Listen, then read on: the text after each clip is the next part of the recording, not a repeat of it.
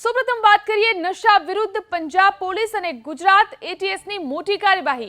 અમદાવાદના ચાંગોદરની gloss pharmaceutical કંપનીમાં દરોડા, જ્યાંથી 14,42,000ની નશાકારક દવાઓ પકડાઈ। એક મહિના પહેલા અમૃતસરમાં ઝડપાયેલા ડ્રગ્સ પેડલરની પૂછપરછ બાદ ઉત્તર પ્રદેશના 2 શખ્સોના નામ સામે આવ્યા, જેઓ ગુજરાતમાંથી નશાકારક દવાના સપ્લાય સાથે જ સંકળાયેલા હતા। પંજાબ પોલીસે ઉત્તર પ્રદેશના બંને આરોપીઓની પૂછપરછ બાદ ચાંગોદરની ગ્લોસ ફાર્માસ્યુટિકલ કંપનીમાં તપાસ હાથ ધરી।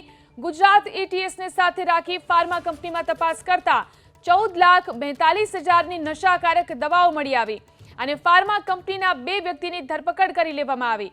તો આ તરફ પોલીસે આગ્રામાંથી આકાશની પણ ધરપકડ કરી છે અને તેની પાસેથી 18,000 નશાની ગોળીઓ મળી આવી છે। આ કેસમાં અત્યાર સુધીમાં પોલીસની ટીમોએ 12 લોકોની ધરપકડ કરી છે। તો નશા વિરુદ્ધ જે અભિયાન ચલાવવામાં આવ્યું છે, પંજાબ પોલીસ અને ગુજરાત એટીએસે નશાકારક દવાઓ પકડી છે। નશા વિરુદ્ધ પંજાબ અને ગુજરાત એટીએસની કાર્યવાહી ગ્લોસ ફાર્મા કંપનીમાંથી 14,42,000ની નશાકારક દવાઓનો જથ્થો ઝડપાયો છે।